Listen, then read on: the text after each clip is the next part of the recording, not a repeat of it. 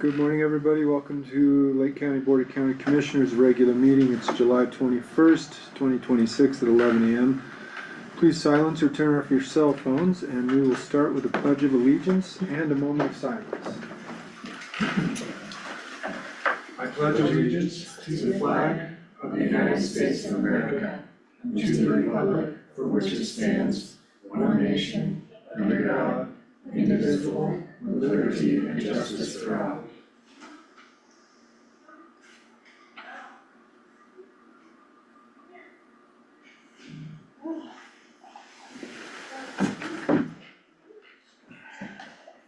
Okay, approval of the agenda. I'll move to approve the agenda. I will second the motion. Andy, can you hear us? Yeah, I sure can. I seconded the motion to approve the agenda. All in favor? Aye. Aye. Aye. Okay, next we have community information items. I have nothing. I have none. Elsa has none. Andy, do you have any community information items? I do not, thank you. Okay. This is a reminder that meeting recordings are available, our work sessions as well. They're recorded and available on the Lake County Government YouTube channel. They're transcribed and indexed. The recordings can be watched at a time that's best for you. Subscribe and stay informed on county decisions. Next, we'll move into public comment. It's available for residents wishing to speak on an agenda item or in another issue not on the agenda. To make a public comment, residents may request to speak by raising your hand in person, using the raise hand feature in Zoom, and sending a message in chat. The chair will call on the public in order. Comment is limited to 3 minutes, not including board questions. Action, if required, will be assigned to county staff. The chair may also ask that the public comment on specific agenda items be held for later in the meeting. In certain instances, public comment will not be accepted, such as on public hearing items noted on the agenda. Is there anybody online who'd like to make a public comment today? You can raise your hand. Seeing none, anybody in the room like to make a public comment today? I'm looking at you, you're the only one I know. Can I comment once we get to the agenda item, or? Sure. Okay, that's sweet. We'll make an exception since you took time to be here today. The first item on our agenda is a presentation of the treasurer's semi-annual report. This will be led by Deidre Romero, our Chief Deputy Treasurer. Good morning, Deidre. Morning. So I just have the semi-annual report for you guys to acknowledge. Statutorily, we have to give you guys this every so it runs from January of this year to June 30th of this year. It's just the schedule of receipts and disbursements, everything for all the entities, all the incoming revenues, everything transferring out.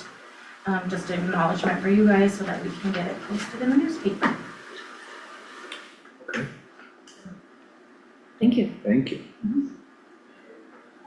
Moving right along. Acknowledged. Yeah. We see you and hear you. Okay, sounds good.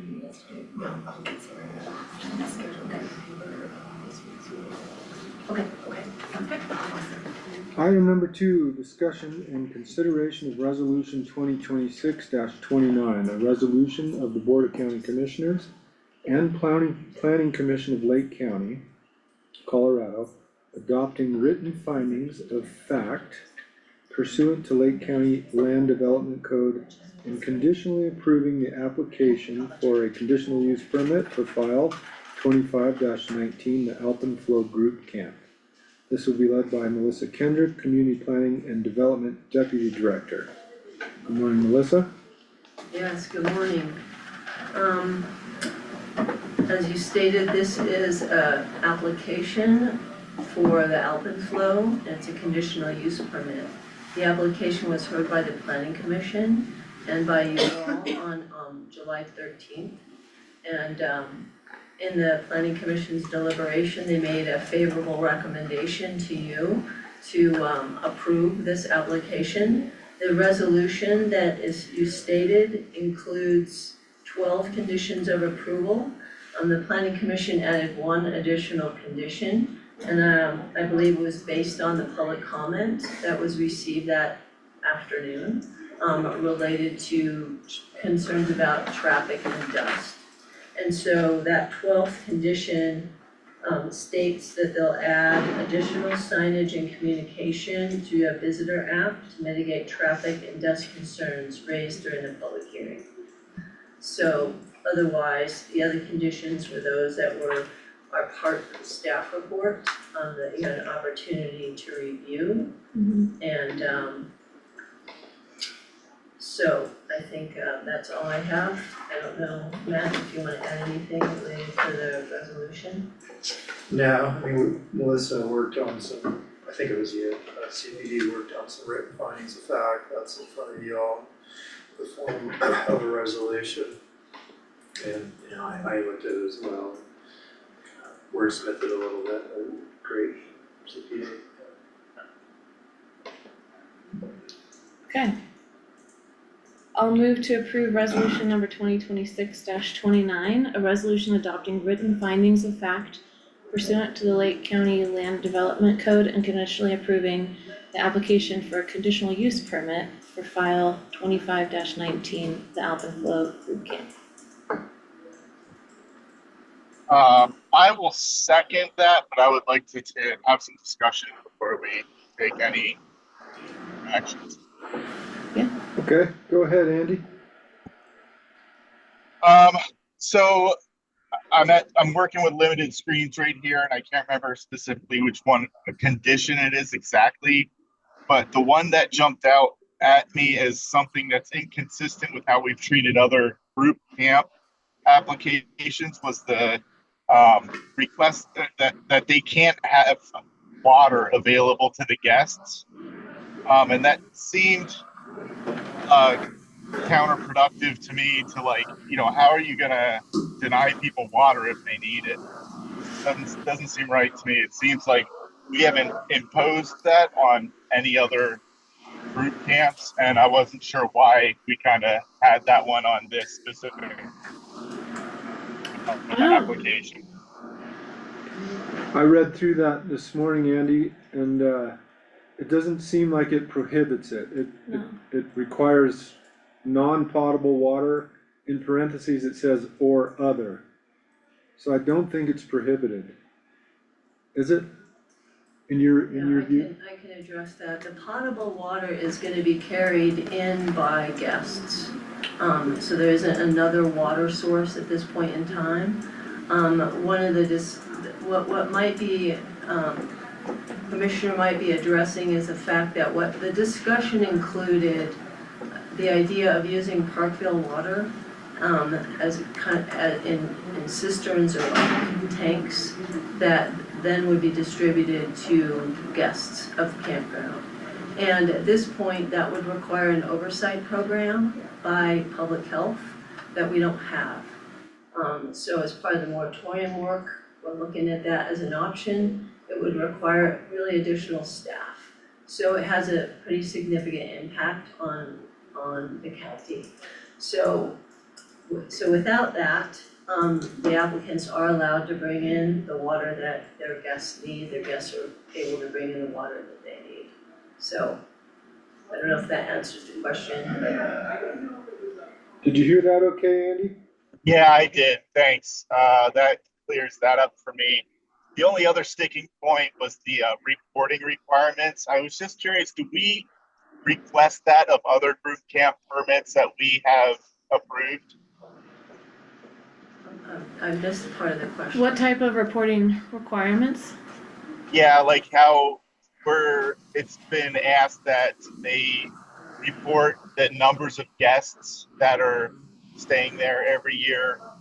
And I'm just curious, do we have that same request for the other group camps that we've approved?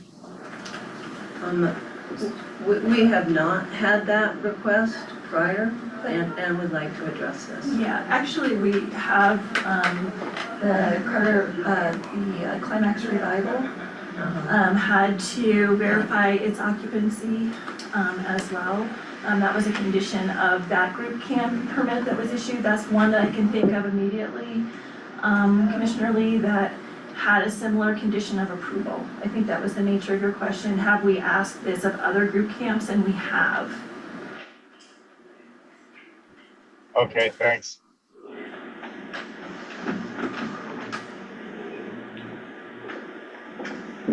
Anything else, Andy? I have no further questions, thank you.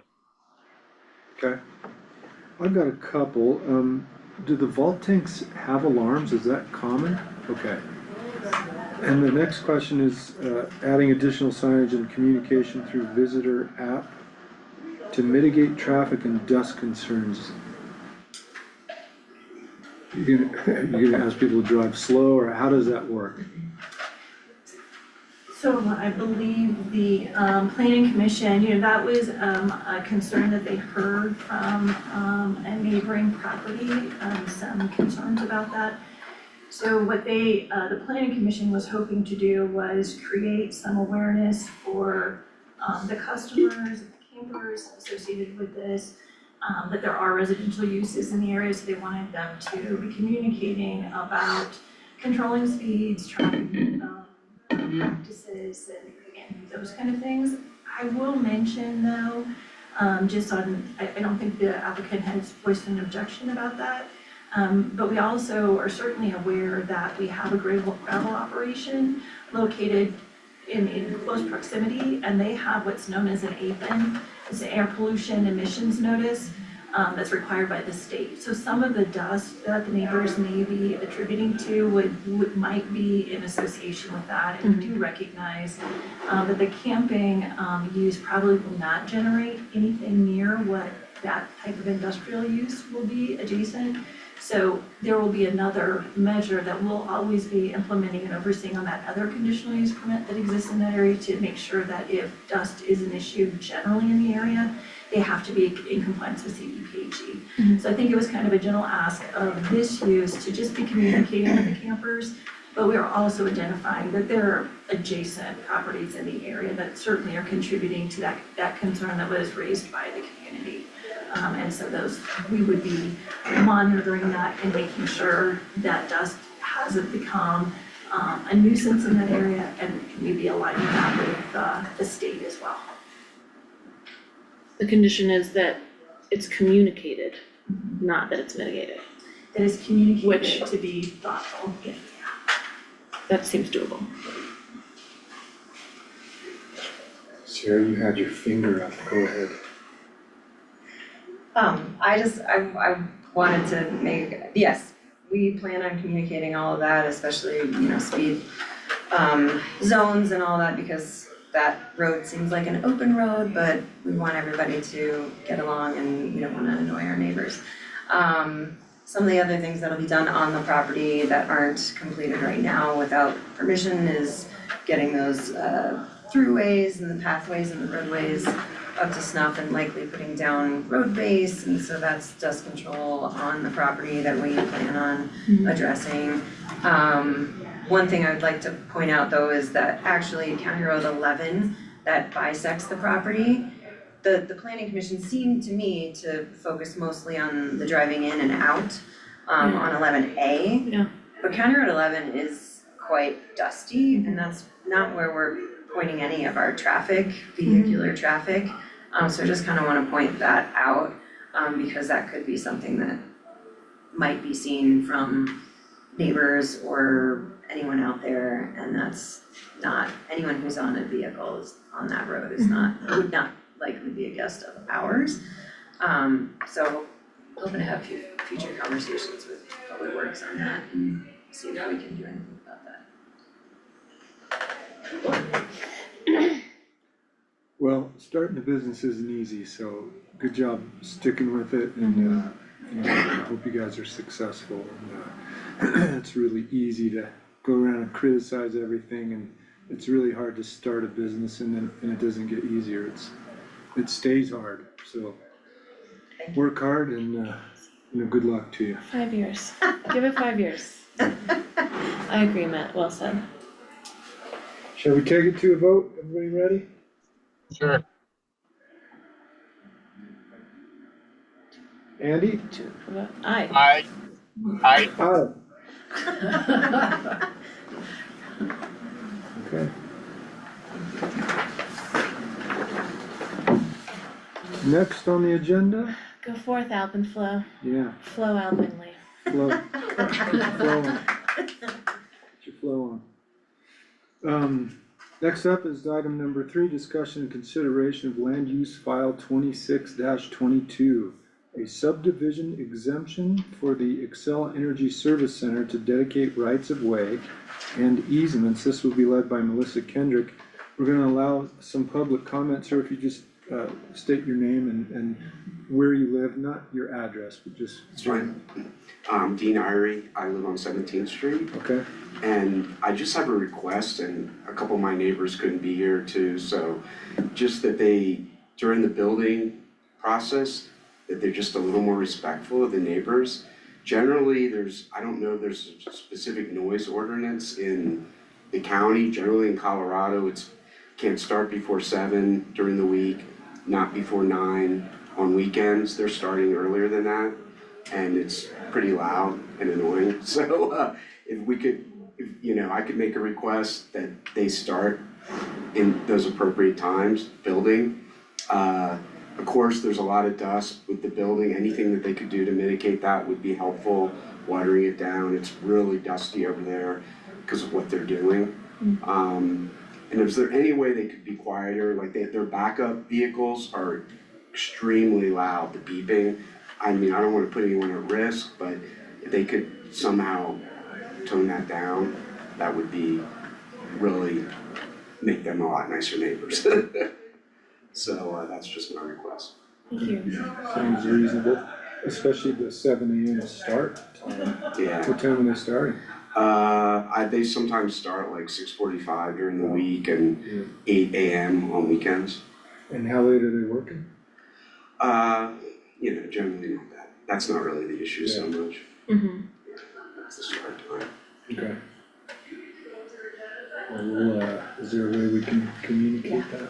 I give my job to Blair and. Actually, we can do it through the building permit, so they sign a building permit affidavit that outlines the protocols for the site. And so if they've expanded those kind of things, then we can make sure that we bring them back in under the building permit. Nice. Thank you. Thank you. Do we have an ordinance or something that prohibits construction before 7 AM? We do, their building permit does not, I think it would be a statutory. If it's within I know that we have statutory thresholds for the actual audible levels associated with it, but I'm not sure statute talks about the time.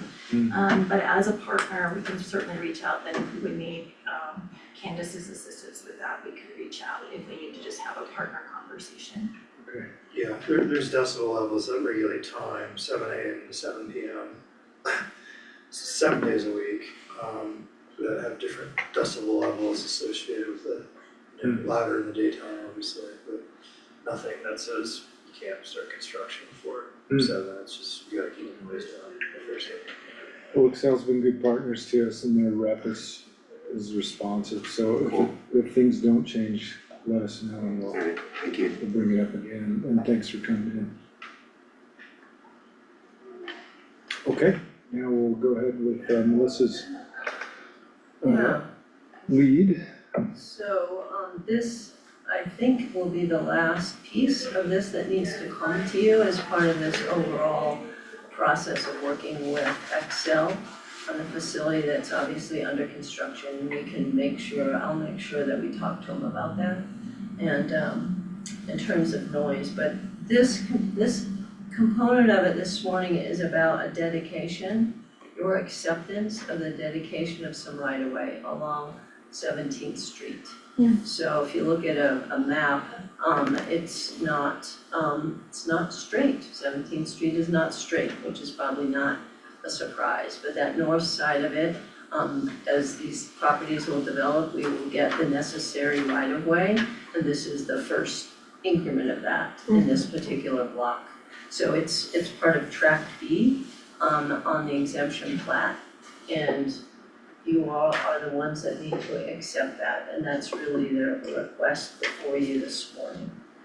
And, so I can answer any other questions.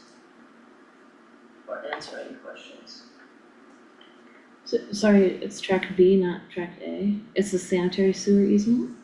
No, it Track is, B? on 17th Street. Oh, yeah, If you look, it's like kind of triangular looking yeah, in size. Yeah. Yeah, so I'll just add to the width of 17th Street. Mhm.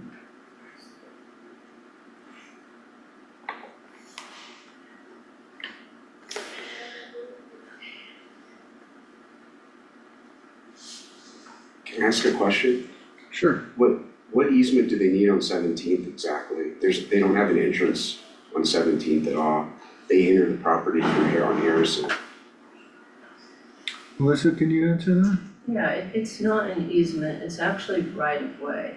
So what we want to do, and many of the streets in Red Bell are in this situation where it wasn't necessarily parallel lines at the width of the right of way we want today. And so when properties develop, like this one does, then we ask for that additional right of way to kind of even it up. So they're not asking for access Okay. on that end, yeah. it's like the road is like this right now and we want it like this. Yeah, it's Yeah. Okay. I move to accept the public service company dedication of public right-of-way for 17th Street as depicted on the PSCO, Leadville Service Center Subdivision Administrative Exemption Plat, prepared by Precision Surveying and Mapping, part of the northeast quarter of Section 23, Township 9 South and Range 80 West. I will second that. To a vote. Aye. Aye. Aye. Okay. Thank you, Melissa. Thank you. Next, we have county attorney updates. Mr. Hobbs.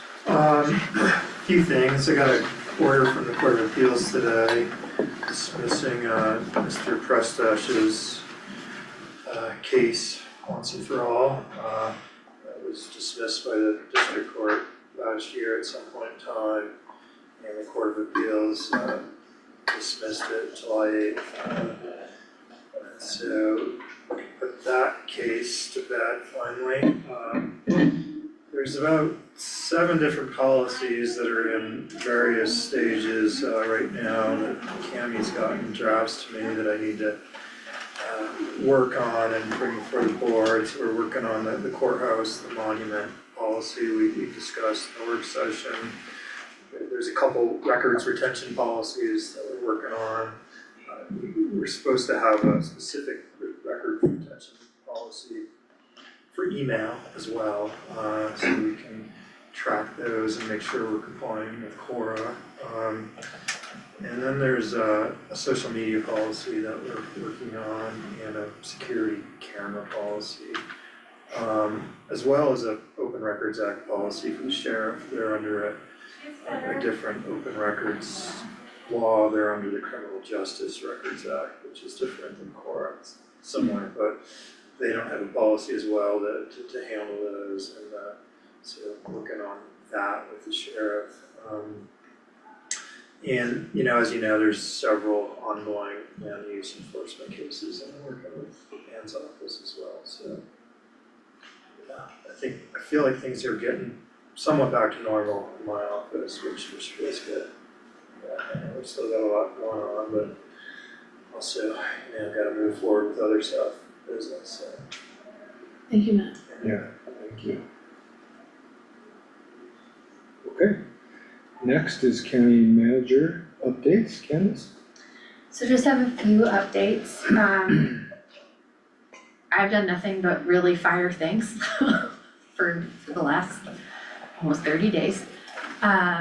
We are really excited we were able to pull back some of those pre-evac and evac zones so that we could open up a little bit more, of the community to activities. So we're really excited that our rec programming is all back online. Just to be really clear, decisions that were made about programming that was close to or right along any of those zones was made in conjunction with our incident command team, the sheriff's office, and the Office of Emergency Management. So I think it's really important for people to understand any of the decisions that we've made as a county have been made checking in those groups before we make any of them. But we're really excited that they've finally let us peel some of those back. In the Office of Emergency Management, they're gonna be focusing on, so part of our emergency operations plan is the recovery phase.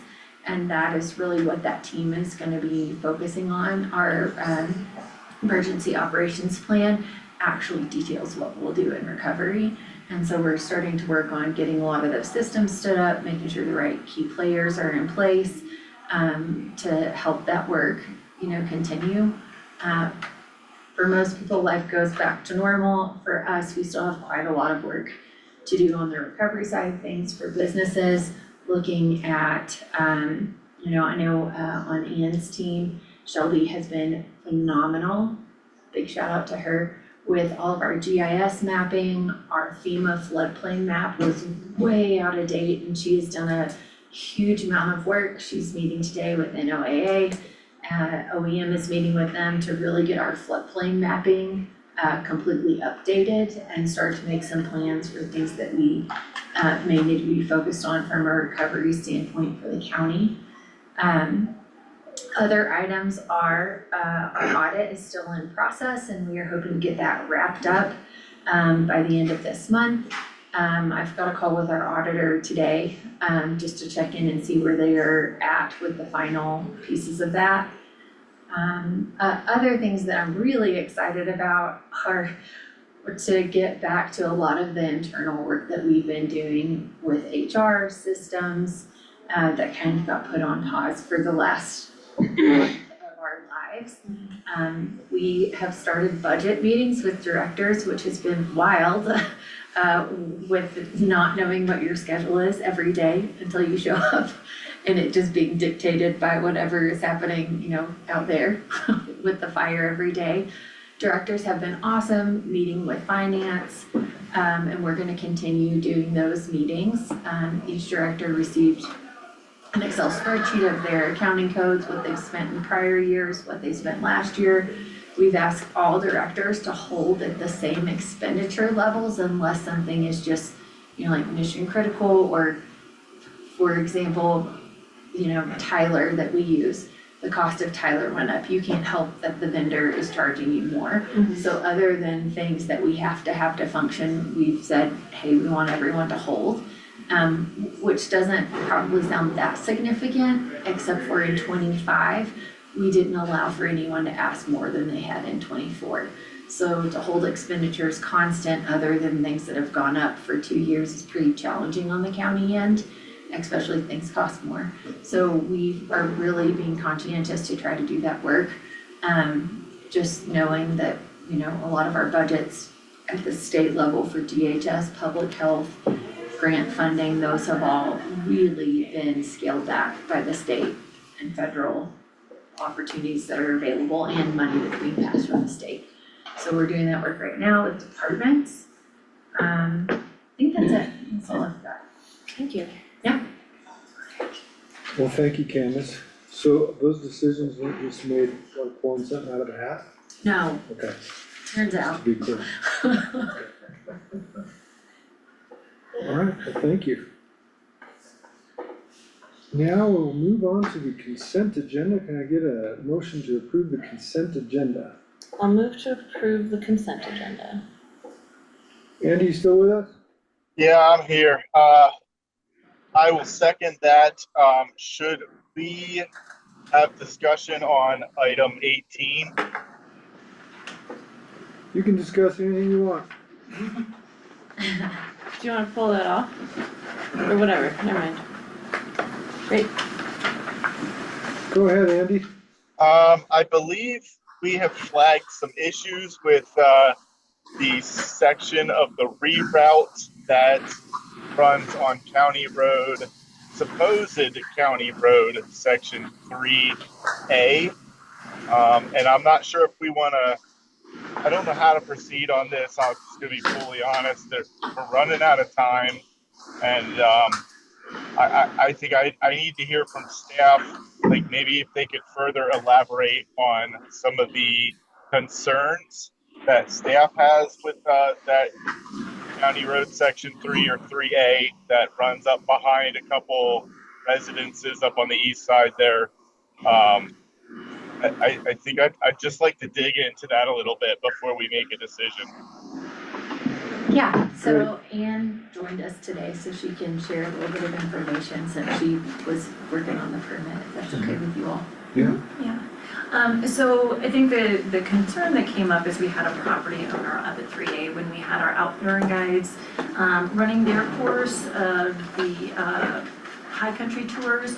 That operator had gone off onto private property at one point and trimmed some trees. And so internally there was something that came in from Public Works that just identified that, oh, hey, in this area, we have had a concerned property owner. But what the amendment is looking to do is use the approved course that we've approved for the Leadville Marathon and Heavy Half consistently for almost a decade. I think it's been probably about maybe almost that long. Oh, it's only been 3 years? 3 decades. Three for, I thought Leadville Marathon Or got, 27, sorry. yeah, it didn't get added. But that until- 3A is not in that piece, so we should talk about it. Correct, and these courses are intended to be in right of way, not on private property.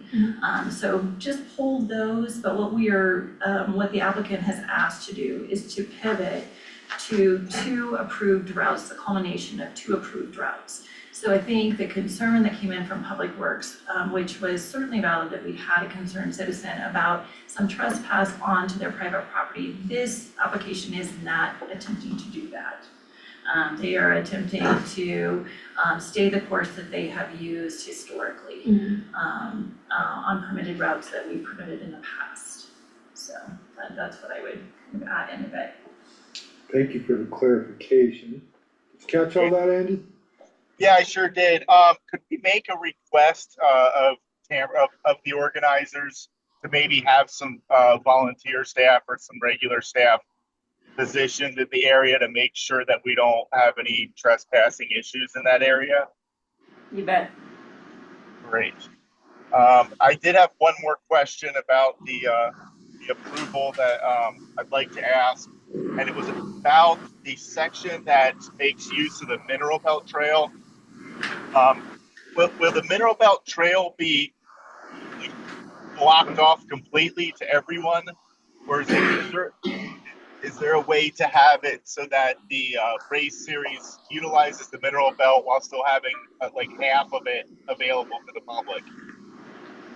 Yes, Commissioner Lee, we have 2 designated marshals to be at either point where it comes in and out, and it will not be closed to use. They will help with the right of way and just make sure that we don't get anybody hurt would be their role, and make sure that we don't have any issues there, but it will stay public and open. That's fantastic. All right, thank We're you. not requesting, I don't get to choose that, we're not requesting it to be closed. I requested it not be closed. Not closed, we just will put course marshals for safety there. Yeah, and that was something that came up in the Mineral Belt Trail Committee meeting last night, Andy. Is, warning folks that are coming downhill and warning the racers, like. Do we have any issue with, I would like to put event in progress in that area on either side of where it comes in and out, just to alert people. Any problems with that? I don't think I can speak to that. I don't personally have a problem with it, but I'm not sure if I'm the. And I can run it back to the Mineral Belt Committee, but I thought that comes back to you guys ultimately, doesn't it?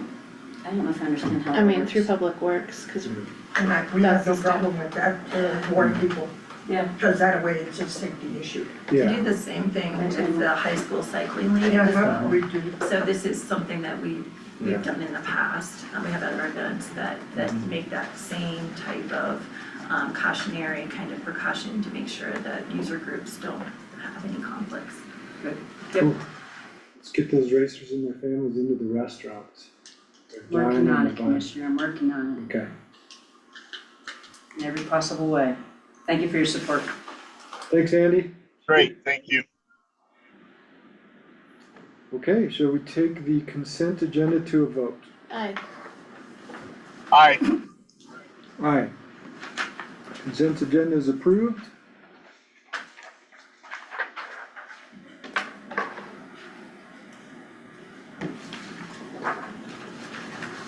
Lost my second page. It's a long one. There we go. Oh, yeah. Thank you. There's gotta be a third page. Printed everything out this morning. This concludes the Lake County Commissioners' regular meeting on July 21st, 2026. This is a reminder that all packet materials and agenda items are available upon request. And you can find that at our Lake County, or subscribe, email, or text notifications. Please visit the Lake County website. Thank you all for coming. Thank you, Chair. Thank you. Thanks, Andy. Be careful out there.